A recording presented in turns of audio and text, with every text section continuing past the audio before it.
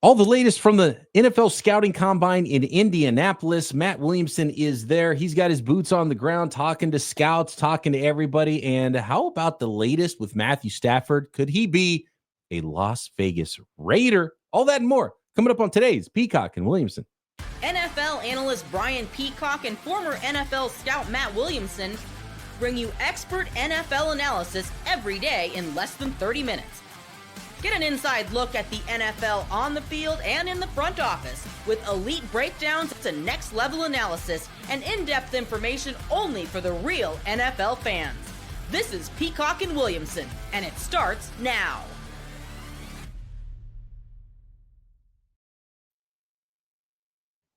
Welcome to the Peacock and Williamson NFL Show. Brian Peacock alongside Matt Williamson at BD Peacock at Williamson NFL. Thanks, everybody, for making us your first listen on the Locked On Podcast Network. Your team every day. Love our everydayers out there. Let us know you stopped by. Hit that thumbs up. Of course, subscribe on YouTube or wherever you listen to your podcast. And welcome to the new listeners to Peacock and Williamson. We break it down every day, the entire league, and it is draft season and it's trade season as well in the NFL. Matt, have you requested to seek a trade yet? Yeah. Half the league right now has requested and been granted the opportunity to seek a trade. Yeah, in a big way. And I don't want people to overreact to these, but it seems like the new trend that, we're about a week or so away from free agency open, a little more. And all these teams have to get cap compliant. And I think it started with Cooper Kupp, and then it was Deebo Samuel. And today you're hearing names like Jari Alexander, Jonah Jackson, Devin Godshaw. I'm probably missing, Landry from the Titans, the edge rusher.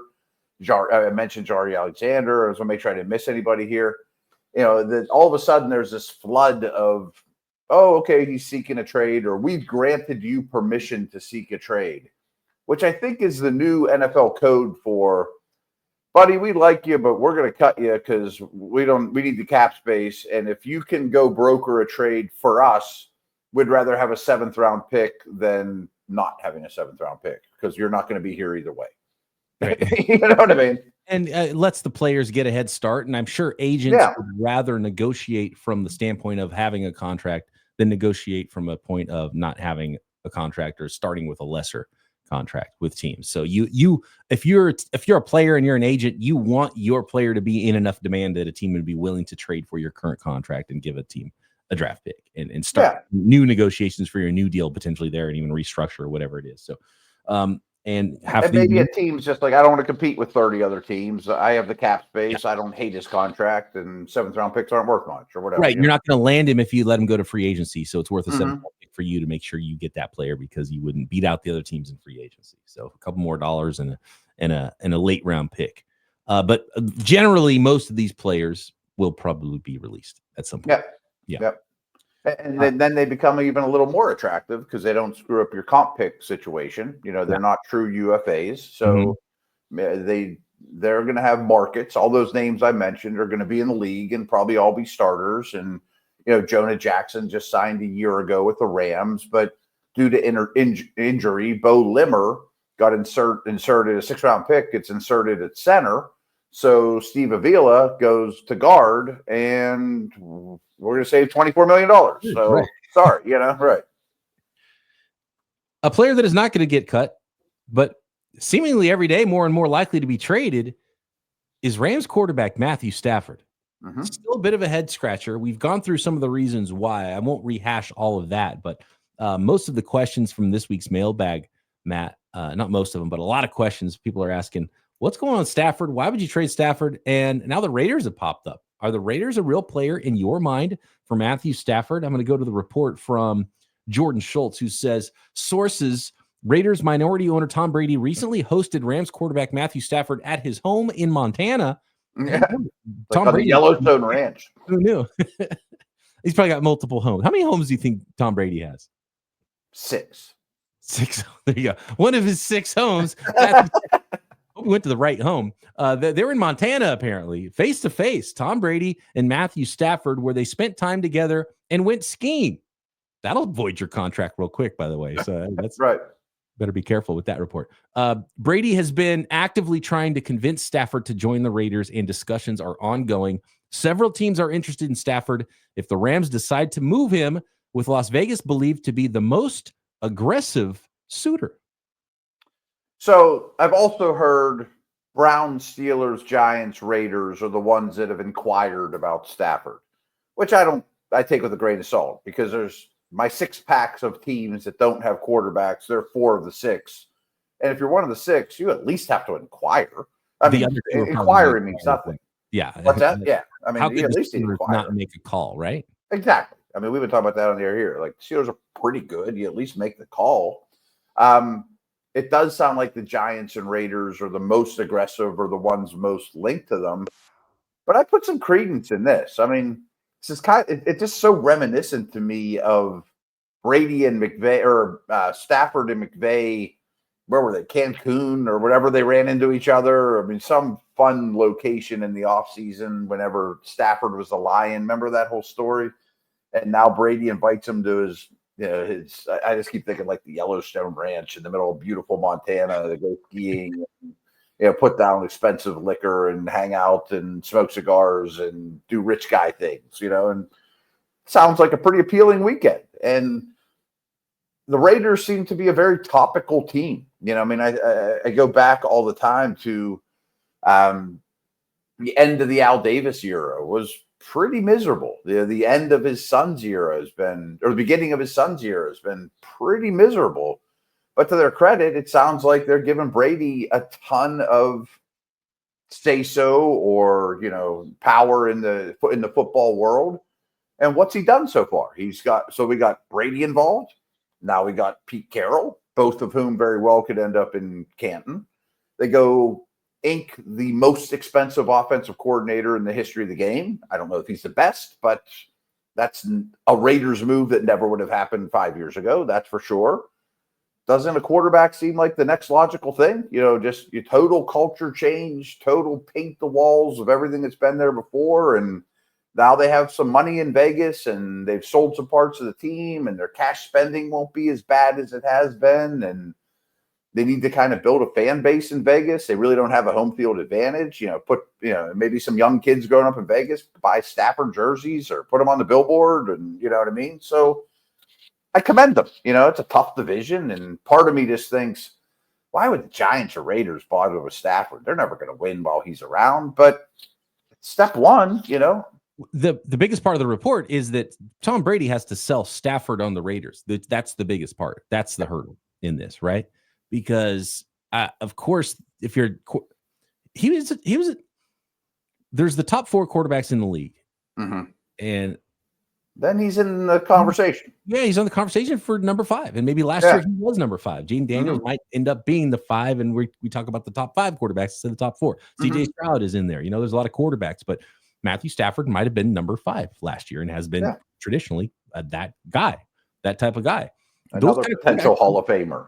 Like, these are big time dudes. Those kind of quarterbacks don't become available very often. So if you're a quarterback needy team and you're trying to win football games in the short term, he's 37 years old, you should be making calls. And I would say that if the Steelers aren't calling, then that is kind of a problem.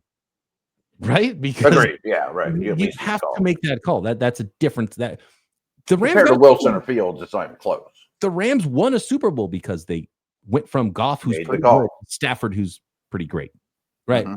And so any of those teams should be interested. You got to sell Stafford on your team, and then what do you give up? And I could see a team like the Steelers saying, well, we're not willing to give up ABC, but we had to call about him, right? Raiders outbid us. I mean, it sounds like, Raiders are super aggressive. The Giants are in a place where it's like, I don't care what the future picks are, because if we don't start winning, we're not going to be around to spend those picks. And so, as long as ownership says, hold on, we're not going to trade those picks.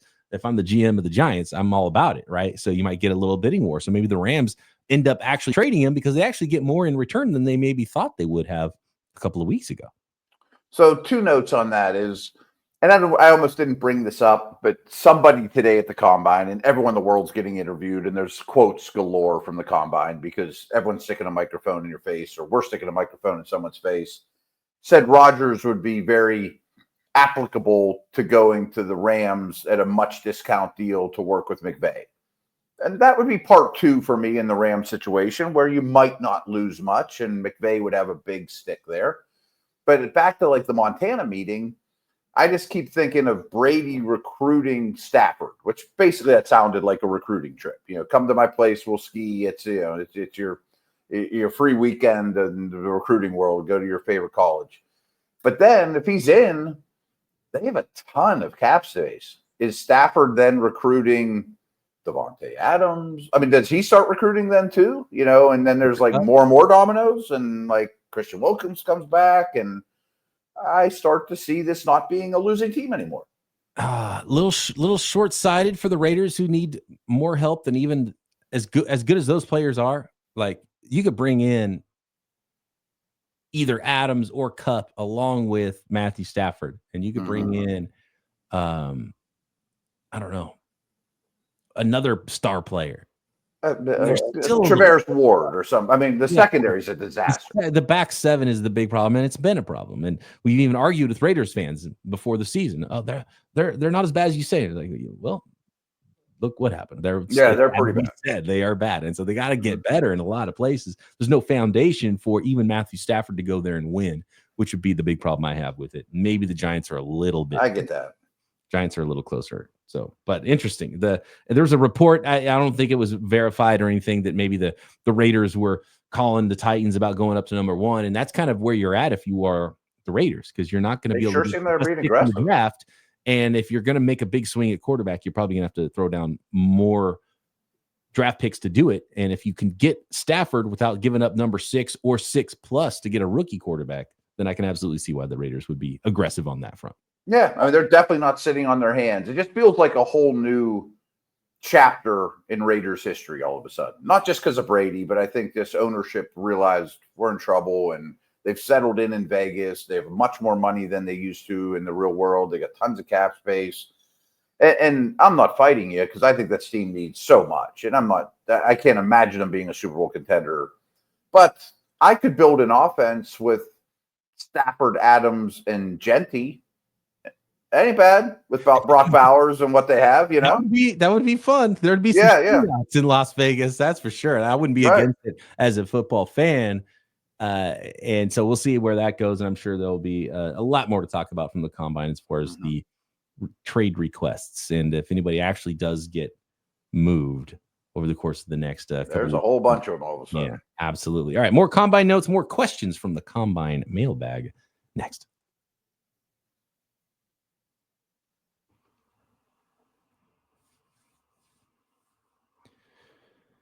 You know what team actually, one more note on Stafford. You know what team makes the most sense for Matthew Stafford?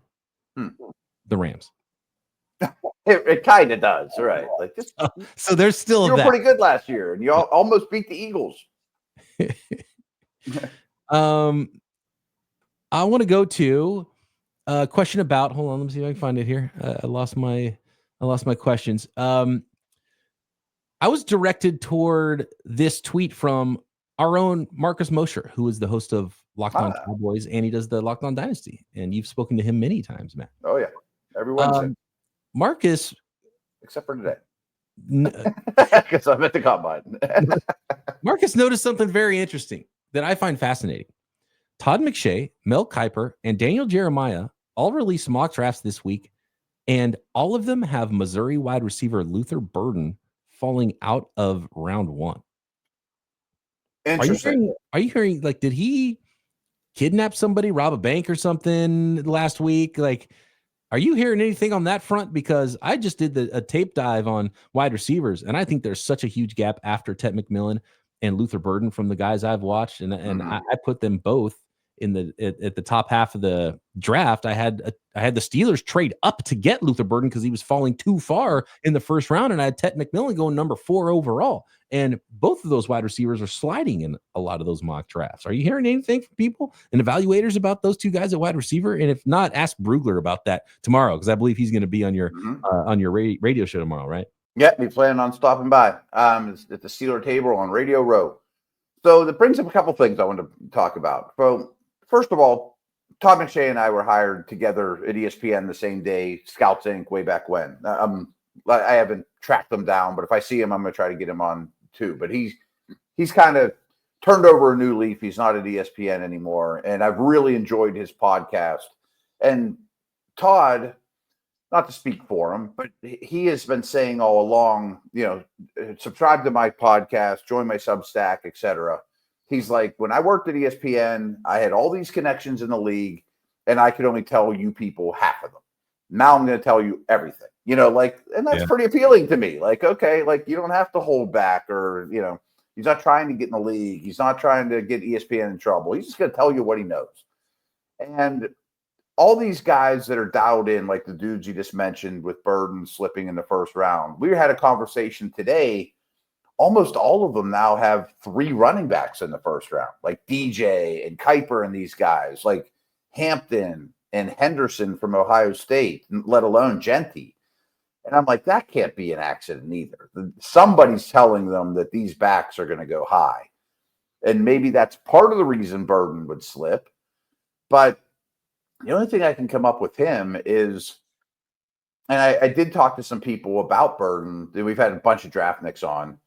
And his tape this year is a really hard watch. It's just like bubble screen, no O-line, backup quarterback. We have no offense. It's a miserable offense. Just get the ball in our best guy's hands. So that's not much of a route tree. And there's definitely times where he's, to be kind, frustrated / disinterested, I mean, and I'm not saying he's cashed it in or anything, but it's like, this is a pretty hopeless situation. You throw me a bubble screen, I got to break 6 tackles for us to get a first down, every time. Like, what do you want me to do? But I'm with you. Like, if you go back a year, you see the traits that he could be a really good addition to any offense. I mean, maybe he's not the most accomplished route runner, but there's enough to see from 2 years ago that he can run routes. He's not just a gimmicky, goofy, bubble screen guy all day long and break a bunch of tackles. So I don't know that I'm buying that one, especially watching like the Ohio State dude. And I like Golden, but I would much rather Burden than those guys. Same here. And does so much himself and creates offense, where the other guy is easy when you're on Ohio State. You got a good quarterback, you got a really good football team, and things work, and you're running out. So look, the good play call and good throw from the quarterback. And so that was even more impressive. I watched Luther Burden's film and I came away completely enamored with his ability to create to get me that player in my offense in the NFL and have fun, because he can route people up. He's ridiculously explosive. He can make plays down the field, and he can create on his own if you want to just get him the ball quick and let him go. So I'm not buying it. It's lying season. Yeah, I'm not buying that one either. Yeah. Like, maybe they're hearing that, and that's fine. But boy, I can't imagine him being the 4th receiver off the board, unless the character stuff's bad. I mean, unless it's something like that. If Burden's not a first-round pick, there's something else. Then there's something else. There's something else going on, and we're hearing whispers with a lot of prospects. There's something else is out there, and so are those things big, or are those things small? Mm-hmm. And that's something we're just not going to be privy to in most cases. But because while it is lying season, it also is a season you start to figure out maybe this dude has a character or medical. Mm-hmm. Right. Speaking of medical, some information on Josh Simmons that I got from a local doctor here in the San Francisco Bay Area, and he's he does a lot of sports. He's a lot of physical therapy in sports, and talks a lot about injuries and how it impacts players in the NFL and the NBA. And he had this response when I asked him about Josh Simmons, who I think is the best left tackle in the draft. But he's had the torn patellar. It wasn't an ACL. It was a torn patellar tendon in his knee. And he said, in general, the recovery from torn patellar tendon ruptures usually lands around 6 to 9 months post-surgery, which is fine. That would put him in training camp. Okay, yeah. But he says, of all sports, this injury typically impacts NFL the most, with a decrease in both career length and production in the first 1 to 2 seasons after entering the league. And there have been a number of players who have had this injury, and people responded to this on Twitter and was like, yeah, Weston Richburg had it, and all of a sudden a year later he's out of the league.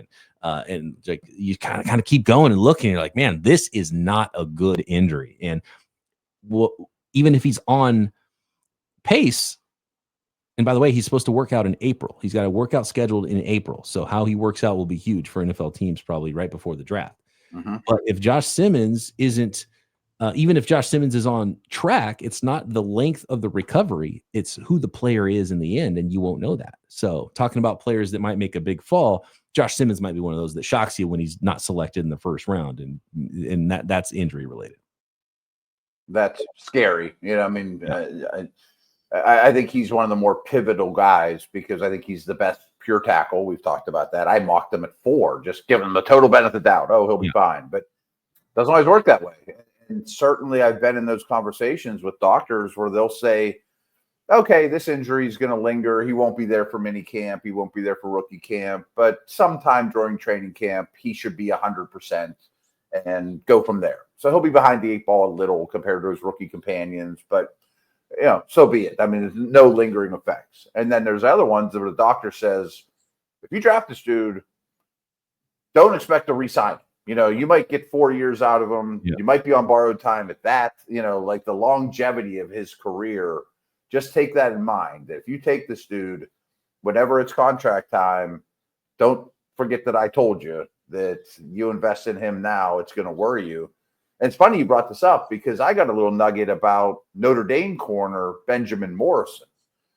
I didn't like it. And again, I hate playing doctor on a podcast or on the air or in any way, shape, or form. But his injury is a hip. And it's the second time that he's had this hip injury. The other one was in high school. And that just sounds chronic to me. I mean, the draftnik I was talking to off the air was saying, ooh, I mean, what's the chances that you injured your hip the same way twice in a 4 or 5 year stretch, let alone, like this might be something he was born with or never's going away. And how often we talk about flipping your hips as a corner. I mean, like, right. Report for a cornerback. So that could end up being a huge flag. And you never see him in first rounds anymore. But again, maybe the guys in the know. With the medical stuff, there's different grades, and maybe it's not a full tear, maybe it's a partial tear, maybe it's better or worse for some. This is just kind of generalizing what some of this stuff is. But there's a lot that goes on here besides the tape. Because you look at Luther Burden, you look at Josh Simmons, and you look at Mike Green, and you're like, love the tape. Give me that guy in the top 10 of the draft. And then there's other stuff that comes up. There's other stuff you have to take into consideration. Like I hate talking about injuries, but if this is like bone on bone, hip joint socket rubbing against your hip your whole life, that's can't like be a corner replacement when you're 35 type stuff. Right. We've all known the people that have had those, when they're 50 or whatever.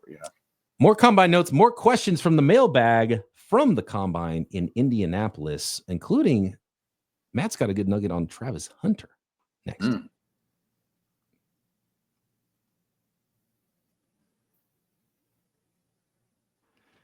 This episode of Peacock and Williamson is brought to you by FanDuel. When the game tips off, the NBA action is just getting started, and there's no better place to get in on it than FanDuel, America's #1 sports book. With FanDuel, you can place live bets throughout the game. So even if you miss the opening tip-off, you can still bet on that fourth quarter comeback.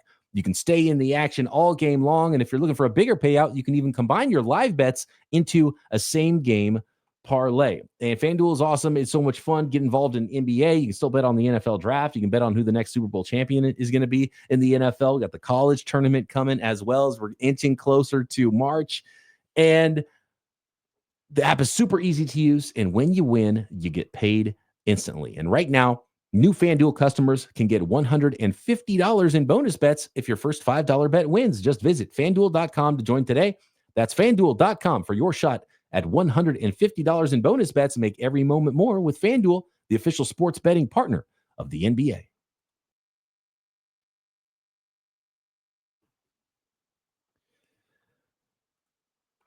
So Travis Hunter, what are you hearing on Travis Hunter, Matt? Is he a #1 overall pick? Is he going to slide? Is he kind of like, oh, he's good, but we don't want to double count because he's only going to play one? Or is he amazing at wide receiver and cornerback. What are you hearing in Indianapolis about Travis Hunter? So we just had some bad news on the last two players, Simmons and Benjamin. And again, these aren't facts. We're not reporters. Boy, everyone I talk to about Hunter is like, wow, in a good way. And like example, Fran Duffy used to work for the Eagles and is really, really draft knowledgeable, joined us today. And we were just talking corners.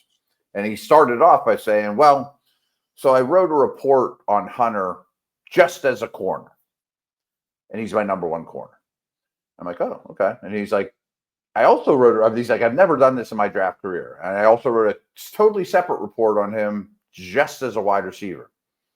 And he's my number one wide receiver. And then he said, and it really isn't close on either one.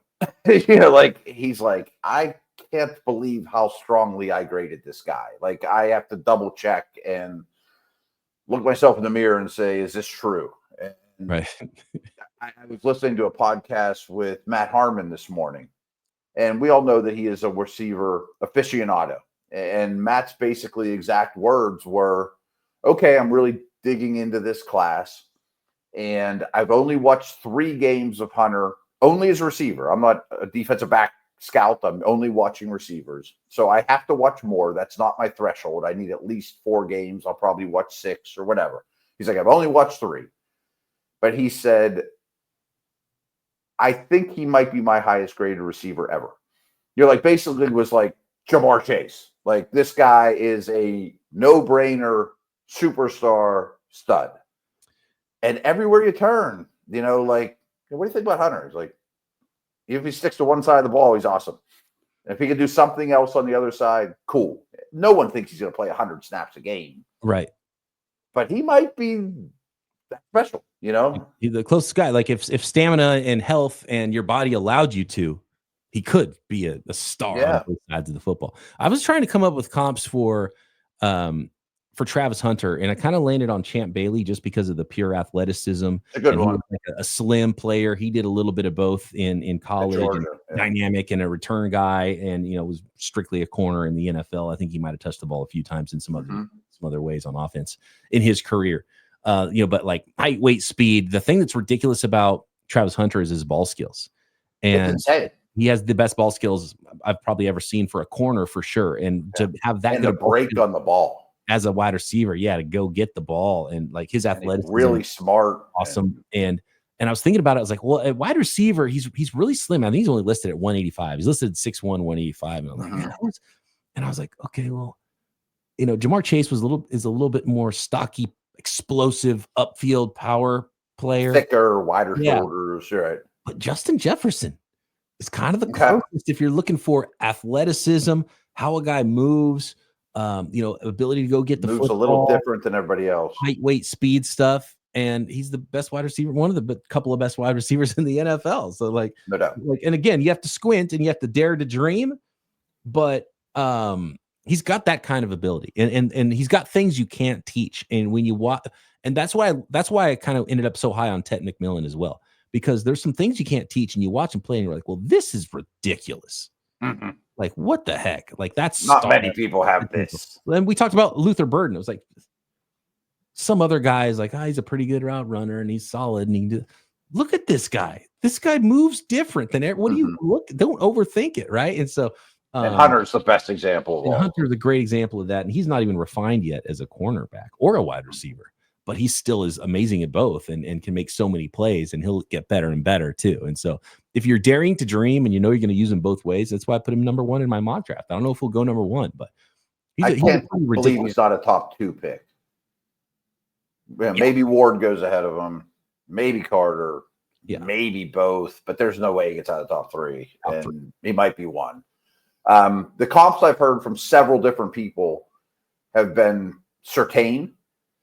I mean, because he is sort of a student of the game and really smart. And he's still a raw corner, but long and pretty physical. Was bigger.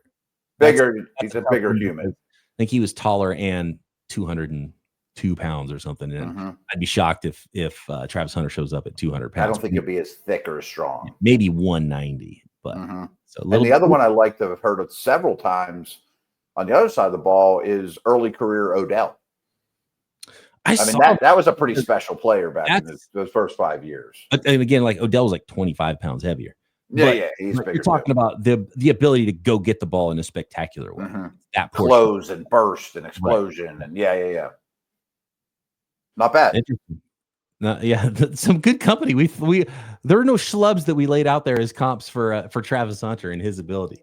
I thought I'd get mixed opinions on him here. You know, like people be laughing at the you can't do both, blah blah blah. That's BS. But nobody seems to care. They're like, just give me on him on either side of the ball, and he's awesome. You know. And we were asked a question about Abdul Carter's weight, and we're gonna have weigh-ins and workouts tomorrow, so that'll be big, and that'll be that'll be a big jockeying position if we're really talking about Hunter, Abdul Carter 1 and 2.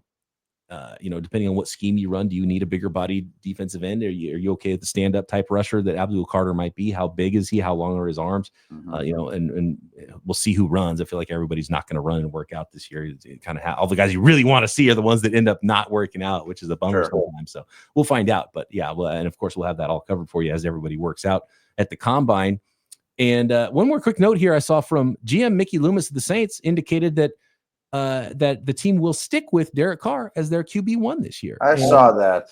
Is that just a smokescreen to get more, or I think so. Jason Alexander, the over the cap, the guy that runs over the cap. Yeah, and I had a conversation with him about this too. Yeah, he thinks they're just going to try to win. This is what they do. They're going to kick the can down the road, and they're going to stay mediocre as hell. And I can't stress how dumb I think that is, but fair enough. Want to blow it up, in my opinion, but they're not going to. So yeah, I do know that cutting him now doesn't get them much, but after the June 1st stuff actually does give them cap relief.